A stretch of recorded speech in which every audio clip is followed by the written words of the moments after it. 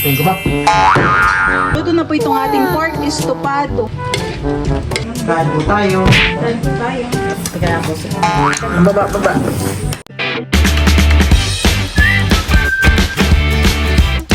What's up mga kamilot? Welcome back sa aking channel. Sa today's vlog po ay ako po ngayon ay magluluto po ng pork estopado. Nililinis po muna ni Papa iyon pong pata po ng baboy. Tinatanggal po muna ni Papa yung pong mga balahibo kanya pong sinusunog. Tanggal naman po han eh.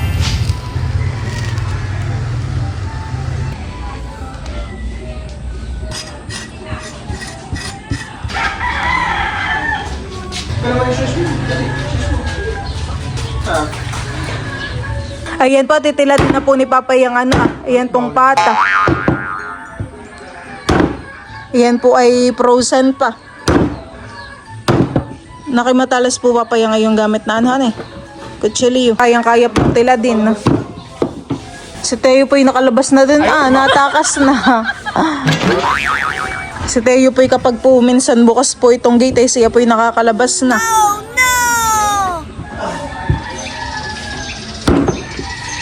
Oh.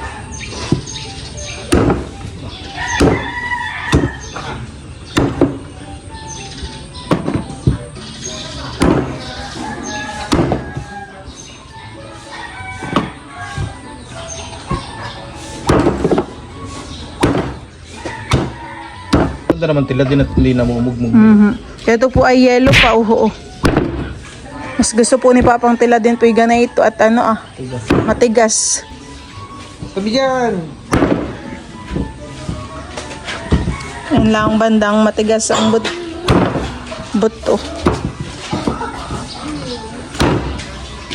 Tingin ko ba? Hindi po alam sa iyo.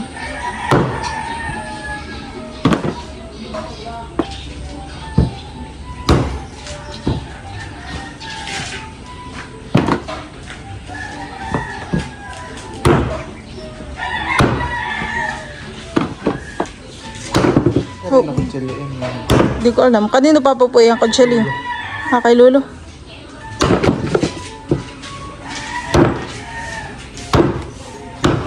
Tarin. Ang karne pa lang.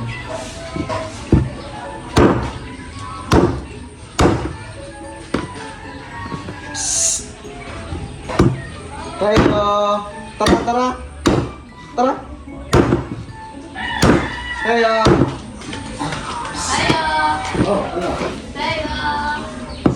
Ayan po, tapos na po ni Papang tiladin po itong pata po ng baboy. Ito po ay babatad ko po sa tubig para po matanggal po yung yung mga yelo. Ito pong ating karne, ilalagyan ko na po ng toyo, magic sarap, paminta, patis at saka po suka. Tansya-tansya lang po yung paglalagay ko.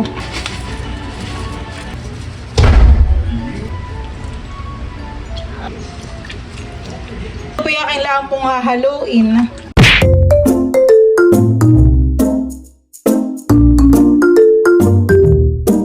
Dito po sa talyasi ay lalagay ko na po itong ating pata po ng baboy.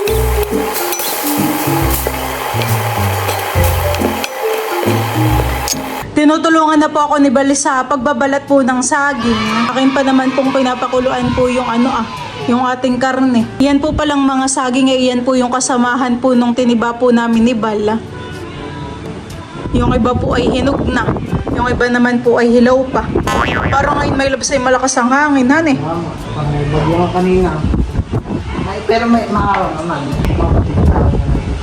Norte ang tawag ng mga tito. Ang ganyan pa ganyan sa malaki. Akin na po nga haluin po itong aking sinaklang. Nagbuka na po siyang adobo. Bango. Akin na po nga halo po dito yung mga toyo. Papakuloyin po natin ito hanggang sa lumambot po yung karne. Dito naman po sa kabilang kawali ay magpiprito na po ako ng saging na saba. Lalagay na po muna ako ng mantika.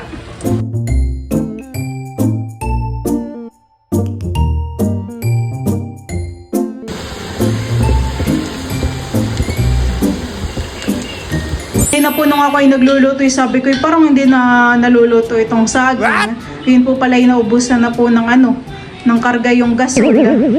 Buti na lang po at kami po ay may extra dun sa labas. Kinakabit na po ni Bal. Wow! Pagpasok ko pala ay amoy na doon sa labas. Ang mabaho na masarap. Mukhang matigas pa po papahan eh. Maya-maya pa po. Pinapakuluan ko pa rin po hanggang ngayon yung pata. Kanina nga po inaubos na yung gasol. Yun. Napalitan na ng bago yun. Pakain na po ni Bal si Teo. Si Teo po ay nagugutom na. Mauna nang kumain. Binawas ko na po si Teo dun sa aking niluto at yun naman ay malambot na. Hintay ko na lang maighan yung sabaw. Amoy na amoy ko yung mabanguan. At ilalagay ko yung ibang mga sangkap. Siguro yung naaamoy ni Teo si nagugutom na.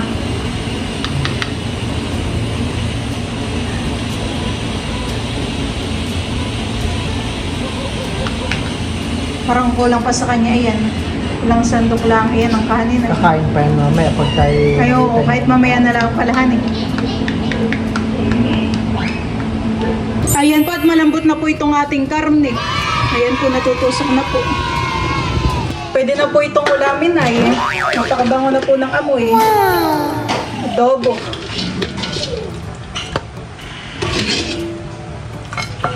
Ngayon pa ay magigisa na po ako ng ating bawang at sibuyas. Dito po sa talyasi.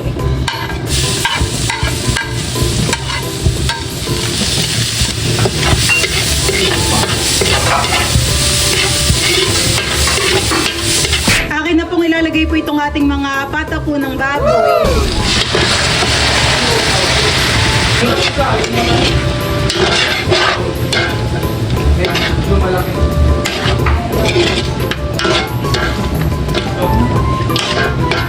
Lalagyan ko na po ito ng reno. Lalagyan ko na rin po ng tomato sauce. Tsaka po ng ketchup.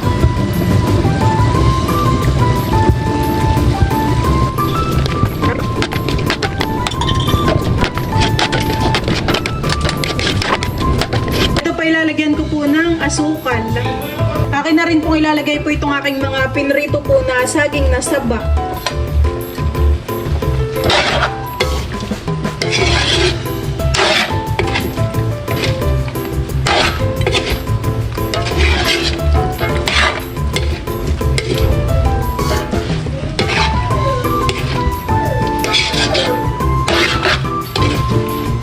Diyan po mga kamilot at luto na po itong ating pork estofado. Kakagutom po ang itsura. Ayan po at bale, ito na po yung akin pong niluto po na estofado. Wow. Tapos ay ako rin po dito ay nakapaghain na po ng kanin. Tapos ito na po yung akin pong niluto na adobong kangkong. Meron din po ditong sili. Kakagutom na po. At si Teo po ay kakain uli. At kami po ay kakain na let's pray and then Father and Son and Spirit. Bless us all Lord in this life of sins who are both received from their bounty for our Savior.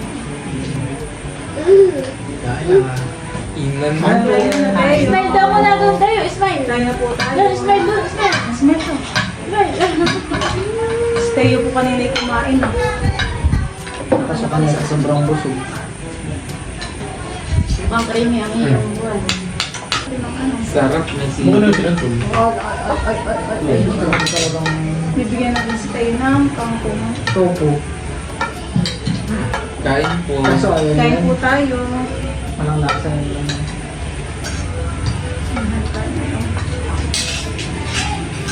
Okay, masarap na yung estofado.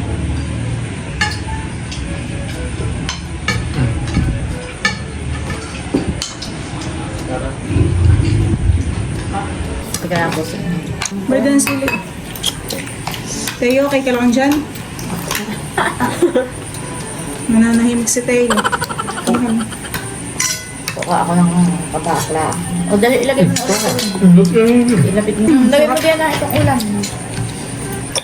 Sarap sa baw. Dali pang ulam ah. Nakamasarap ay sa baw. Sarap nilot ang luto.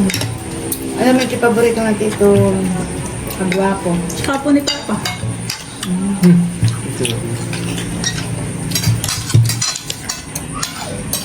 Harap. Teo.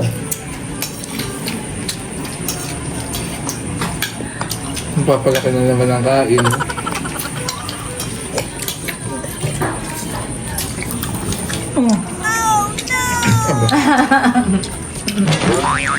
Ba't tagal nga mukha na yun? Napog eh. Alam mo kung nangangapaano. Yummy, mahal. Ako yung tiga.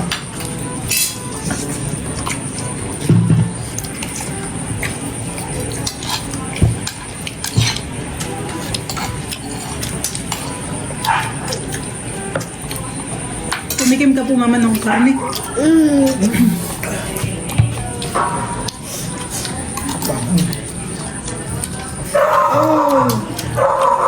Nakatibot ka. Kain po tayo. Try po tayo.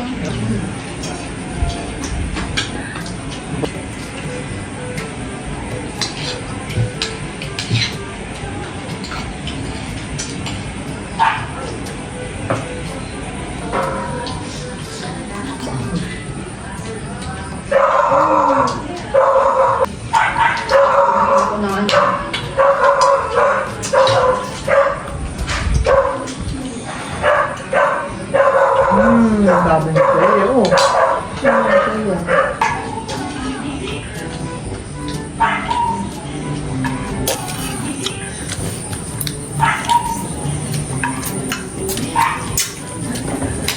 Sabi.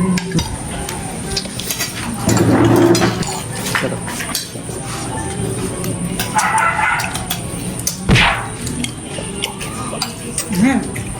So, tayo. Gusto nga bumaba. Ikitin mo nga papa yung ano? Balat. Baba? Sabot nga rin dito ng ano. Agad. Saan mo dito na? Nakapagano ka mama. Kanin. Masarap ah. Kaya po kami Kain po talagang kami. mukhang gutom na gutom. No? Hindi na Ito pa lang po ang kain talaga natin. Hindi po tayo nagtanghalian na. Kaya pagka po kami nagbablog ay isang kainan lang at lang para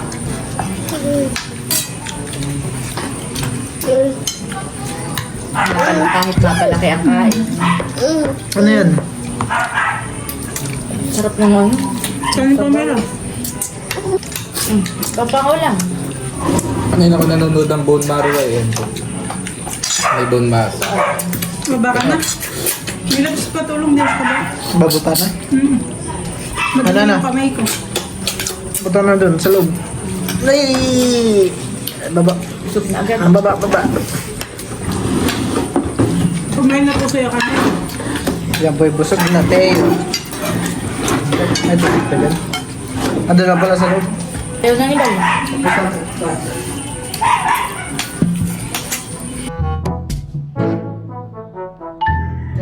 Kaya nagkaganyan yung paa mo yung may nakain ka na naman.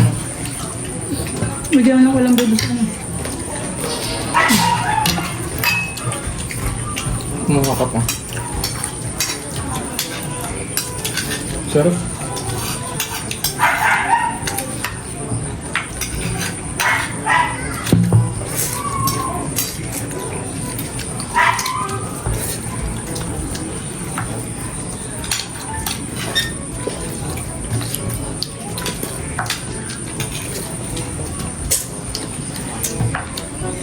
Tanghalian nga pala natin. Ito ha.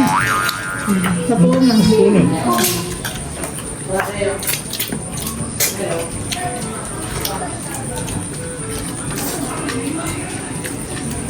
Minsan naman hindi tayo nag-aalmusal. Tanghalian na agad lang. Pag hindi tayo nagtanghalian, ito na.